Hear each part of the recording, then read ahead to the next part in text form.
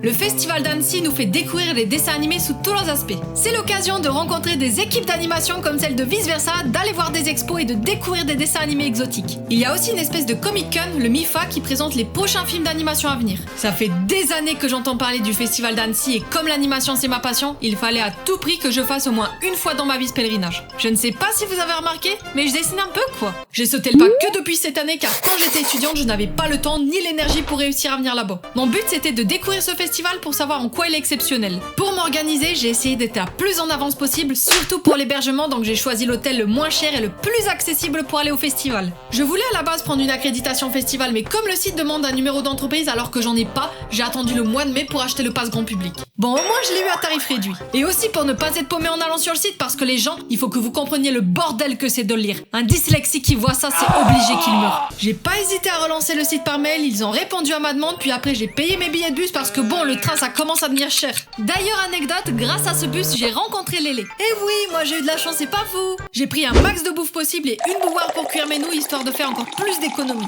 Surtout quand je les mange au petit-déj. J'ai fait des screenshots de tous les trucs où je voulais aller pour ne pas dépendre d'internet. Je vous ai dit que j'avais jamais été à Annecy, donc c'était aussi difficile d'imaginer comment j'allais me repérer sur place. Il y a que quand j'étais là-bas que je pouvais anticiper mes trajets. Bon, le budget. Je vais me focaliser que sur les dépenses qui sont liées au festival. 477,95€ et cette nuit à l'hôtel, 110,97€ l'aller-retour en bus, 18€ le pass grand public, 16€ le ticket de bus qui est valable 7 jours. Je suis allée 3 fois au resto et ça m'a coûté 20€ en moyenne. J'ai dépensé au moins 682,92€. C'est le tarif moyen pour un mois de loyer dans un appartement en France. Je compte pas les souvenirs ou autres conneries du style car on n'a pas tous les mêmes besoins, mais au moins vous avez une idée du budget minimum ou maximum qu'il vous faut pour aller au Festival d'Annecy. Si je veux upgrade mon accréditation pour la prochaine fois, il va falloir que j'optimise mieux mes économies pour ne pas être ruiné. Il faut savoir qu'il existe différents grades auxquels on peut s'accréditer. Il y a le pass grand public qui lui est fait pour monsieur et madame tout le monde, alors que moi je suis quelqu'un.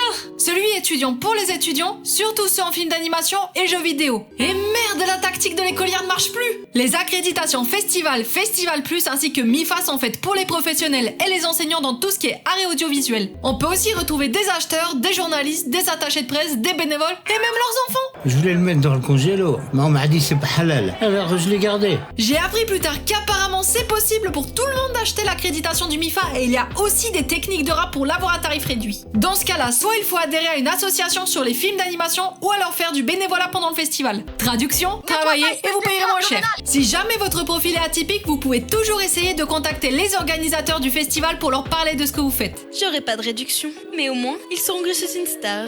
Comment ça se passe au festival? L'idéal, c'est d'arriver la veille pour anticiper ses déplacements. Dès le premier jour du festival d'Annecy, il faut aller direct récupérer son accréditation avant de faire quoi que ce soit d'autre, comme ça vous êtes tranquille, puis ensuite vous suivez votre planning tel que vous l'avez organisé. Le festival est réparti dans 20 endroits différents de la ville d'Annecy, donc ça fait qu'il faut marcher un peu. J'en ai trop marre de ces conneries. Tant que vous êtes au cœur de la ville, il y a moyen d'éviter de prendre le bus. Des fois, les délais pour l'attendre sont tellement longs que c'est plus intéressant de se déplacer à pied ou de louer un vélo. Si t'as une jambe cassée, tu peux entrer. C'est que 2 minutes à pied. Le bus, ça vaut le coup que si vous faites des trajets vraiment très longs, genre jusque la ville d'à côté. L'ambiance est professionnelle comme dans les salons et ça se ressent rien qu'en voyant les étudiants. Pourquoi t'as pas mis ton cosplay d'Arcane? J'ai un entretien d'embauche chez le concurrent. Je sais qu'il y a des gens dans ma commu qui ont l'habitude d'aller en convention, alors je vous le dis tout de suite, ça n'a absolument rien à voir. Oui, on peut trouver là-bas des gens qui sont excentriques, mais il y a aucun cosplayer ou autre pancarte flux dans les parages. Au moins, on n'a pas les vendeurs de fruits secs. Au programme, on retrouve les sélections officielles du festival. C'est des dessins animés qui sont rangés dans 6 catégories. Compétition, séance événements, Annecy présente, Annecy classique, Midnight Specials, puis enfin les projections en plein air. Et aussi des programmes spéciaux. Les rencontres festivals, c'est quand on a des making-of, des leçons de cinéma, des work in progress et des réalisateurs qui nous parlent de leurs courts-métrages dès le matin pendant les petits déj du cours. Pour les rencontres au public, nous avons des dédicaces de réalisateurs connus, d'écrivains et d'auteurs de BD, des expositions artistiques souvent liées aux films d'animation, puis les extras du festival, c'est des événements qui des fois n'ont aucun rapport avec les dessins animés. Même au club libertin? Cette fois-ci, on ne va pas se focaliser sur les catégories des contenus industrie et talent, déjà car je n'ai pas du tout pu y assister, et aussi parce que sinon ça rendra la vidéo encore plus longue qu'elle l'est déjà. Voilà mes avis complets de tout ce que j'ai fait au programme du Festival d'Annecy. J'ai beaucoup aimé le côté insolite du bus de Art et Summer Tour et de tout ce qui va avec. J'avais fait 3 de leurs activités. Regarder des documentaires en VR, un quiz de culture générale et des séances photos. Ils ont même développé des jeux vidéo indépendants. C'est encore mieux si vous allez avec vos potes. Moi j'ai eu la chance d'être courtisée par un gars muscu. Les projections en plein air, c'est vraiment une expérience spéciale. Il n'y a pas le confort du Netflix and chill, mais on est plus proche de la nature et ça reste convivial. C'est gratuit, tout public, on s'installe comme pour un pique-nique. J'ai vu Dounia, puis quelques jours plus tard Pixar, le dernier film de Bob l'éponge, c'était tellement génial que j'ai pas vu le temps passer. Par contre, c'est annulé que quand il y a de l'orage. S'il pleut en vrai, ça passe. Pour les expositions, mon coup de cœur c'est Anima qu'on pouvait voir à la fabrique. C'était très intéressant et le guide nous a fait une excellente intro sur l'art contemporain dans l'animation. Celle des studios Harman aussi était excellente. L'un de ses animateurs nous a expliqué comment il anime les bouches en stop motion. Puis à l'expo, en sortant d'école, 10 ans de poésie animée de la médiathèque de banlieue qui était pas mal, mais je la conseille plutôt pour les enfants et les gens qui ne sont pas familiers avec l'animation. J'ai vu au théâtre de l'échange les 3 courts-métrages de l'artiste coréenne Ah Young-kwon, chacun a sa part d'originalité mais sans plus. Les expos du café Art by Friends et du bistrot sauvage valent moins le coup car on fait très vite le tour. C'est plus sympa d'y aller quand on s'ennuie. J'ai vu en direct sur place l'émission On va déguster de France Inter. Les gens font des dégustations avec 2 volontaires et ils parlent entre eux des labels, des célébrités, de la fabrication des aliments, puis à la fin ils proposent au public de manger ce qu'il reste. J'avoue que je me faisais chier à un moment. En plus c'était pas très végétarien. Tiens, Gilbert, c'est pour toi.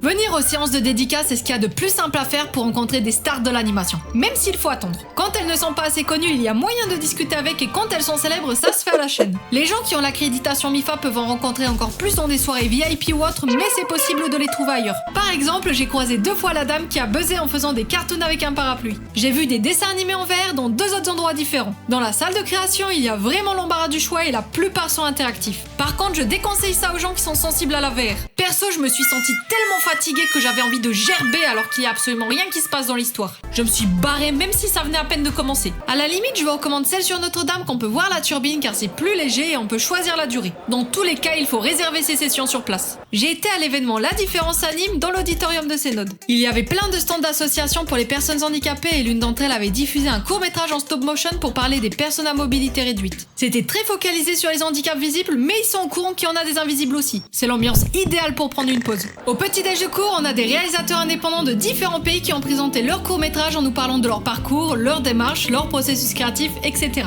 On pouvait leur poser des questions après leur intervention. Il y a des petits pains, des croissants, du jus de fruits et du café à volonté. Tout le monde peut venir, mais il faut arriver avant 8h15 et pas être trop nombreux. J'avais le droit à une seule réservation par jour pour voir des films d'animation au cinéma, alors j'ai varié ma sélection. Dans mon classement, il y a en premier Memoir of a Snail, puis L'Imaginaire, Sonderland, Who Say Death is Beautiful, chorégraphie, animation et danse roi, hommage à l'animation portugaise 4 et El Sueño de la Sultana. J'étais une seule fois dans la grande salle de banlieue et les autres fois au cinéma Pathé. Globalement, ça s'est bien passé, mais attention, si l'un des dessins animés se démarque un peu trop du lot, il faut s'attendre à ce que ça devienne le bordel sur place tellement que ça casse l'ambiance. Il y avait un carrefour associatif qui était organisé par des animateurs syndicalisés. Je suis allée à celui qui était au Café des Arts. C'est ouvert à tous et c'est d'utilité publique car on trouve plein d'associations qui nous révèlent les vraies conditions de travail des gens qui bossent dans le milieu classique de l'animation. À la médiathèque de banlieue, il y avait la conférence de 2 réalisatrices qui font des dessins animés avec de la peinture, puis ensuite celle des rédacteurs d'un magazine sur les films d'animation. Le concept était proche de celui des petits déj de cours et c'était très intéressant. Le musée du film d'animation est suffisamment grand pour qu'on prenne bien le temps de voir chaque chose. Il est surtout focalisé sur les débuts de l'histoire de l'animation. Il y a un espace dédié à Amy Cole et une expo temporaire.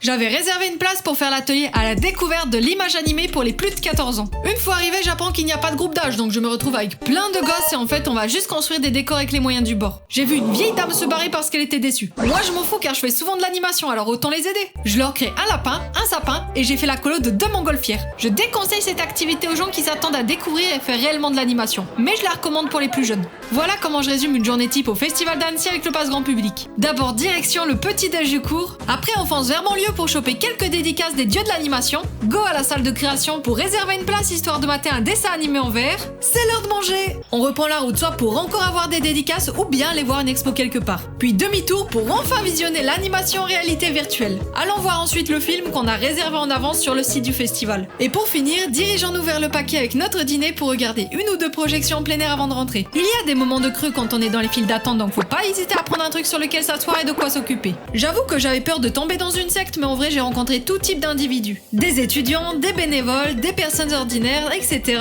Ici, la plupart des gens s'en fichent de la course au like et à la légitimité. Chacun était libre de présenter ce qu'il fait, peu importe son profil. Il y en a beaucoup qui ont accroché des cartes de visite avec leurs accréditations. Certaines personnes pouvaient s'emporter dès qu'on parlait de l'intelligence artificielle dans l'animation. Ils veulent notre travail. Encore heureux qu'on pouvait en discuter au calme. Toi ta gueule. Ce festival, c'est vraiment l'endroit idéal pour se faire un réseau puis trouver un moyen de réaliser ses projets, surtout quand on a accès au MIFA. Si vous êtes trop pauvre pour acheter une accréditation, c'est toujours possible de remplir son carnet d'adresses en faisant que des trucs gratuits. Incroyable. J'ai rencontré la créatrice d'Asbin Hotel. C'est plus simple d'avoir des renseignements sur place au lieu d'aller sur internet et il y a des dessins animés qui sont devenus célèbres grâce à ce festival. The best if it's highly Il y a des gens avec qui j'ai gardé contact, j'en ai déjà croisé qui me connaissent et l'un de mes abonnés est venu me rencontrer. Les vidéastes animateurs, surtout ceux qui se montrent sur leurs formes animées, sont encore très rares au festival d'Annecy. Sauf si comme Vivzi Pop, ils ont déjà fait des projets de séries animées pour des grosses plateformes de streaming. Mon profil était tellement exotique que tout le monde voulait découvrir ma chaîne dès que j'en parlais. Je pense que le festival devrait aussi diffuser des vidéos animées qui viennent de YouTube, Instagram et TikTok en commençant d'abord par mettre en avant les vidéastes animateurs connus, puis ensuite des petites chaînes. Je suis parmi les rares d'entre eux qui se confrontent au milieu de l'anime. Beaucoup ne le font pas, soit car ils trouvent que ce n'est pas forcément indispensable pour leur business ou parce qu'ils ne se sentent pas légitimes. J'aurais tellement de choses à dire sur l'industrie classique de l'animation. Dites-moi si vous souhaitez que j'en parle dans une autre vidéo. Ce que j'ai aimé au festival d'Annecy, c'était de pouvoir parler dans la vraie vie avec des passionnés de l'animation qui viennent de différents horizons. Ce qui m'a frustré, c'est que j'étais contrainte de prendre une accréditation qui a moins d'avantages que les autres alors qu'il y a des tonnes de conférences où je voulais aller en tant que personne concernée. En revanche, j'ai adoré voir toutes sortes de dessins animés et les expos étaient très intéressantes, surtout celles sur Anima. Les organisateurs du festival n'ont pas peur de prendre des risques. Cette année, il y avait 8 dessins animés faits en partie avec l'intelligence artificielle qui ont été sélectionnés. D'ailleurs, je les félicite d'avoir gardé ce choix jusqu'au bout sans céder aux critiques des spectateurs. J'ai halluciné quand j'ai découvert en direct des Gaulemans qui vont voir une animation faite à base d'IA juste pour se foutre de sa gueule alors qu'ils sont sûrs de ne jamais l'apprécier. Dites-moi si vous voulez que j'en fasse une animation storytime. J'étais rassurée quand je me suis rendu compte que les événements vraiment importants sont à proximité des uns et des autres. Mais c'est stupide qu'on doit nous-mêmes réclamer des brochures juste parce que certaines infos qu'on trouve dedans sont plus fiables que sur le site. J'ai aussi adoré l'idée de mettre chaque année en avant un pays spécifique pour nous faire découvrir ces dessins animés. Il y a tellement de choses qui se déroulent au même moment que c'est compliqué de devoir faire des choix. Si vous avez un pass grand public, pas besoin de se presser pour tout découvrir. Priorisez avant tout les séances au cinéma et les autres activités qu'il faut réserver. C'est facile de rentabiliser ce pass en faisant 2 ou 3 journées complètes au festival d'Annecy. Pour les autres accréditations, c'est mieux d'être là tous les jours. En plus, les navettes sont gratuites et il y a des coins où on peut se reposer. Si j'ai un retour à faire, je dirais que le festival d'Annecy devrait aussi mettre en avant d'autres gens qui font de l'animation de façon amateur sans que ce soit toujours mis dans la catégorie expérimentale. Ça pourrait régler certains problèmes de représentation comme le manque de réalisateurs qui sont originaires du tiers-monde. Il a eu les couilles de montrer des animations faites à base d'IA, alors pourquoi il ne pourrait pas faire ça aussi? Je le recommande à tous les gens qui adorent regarder des dessins animés et encore plus à ceux qui ont déjà fait de l'animation. C'était une période très intense pour moi. J'ai réussi à trouver mes marques et j'envisage de revenir la prochaine fois avec une autre accréditation. Pour une première fois au festival d'Annecy, j'avoue que je m'en suis bien sortie. Je vous remercie d'avoir regardé cette vidéo jusqu'au bout et je vous dis à la prochaine.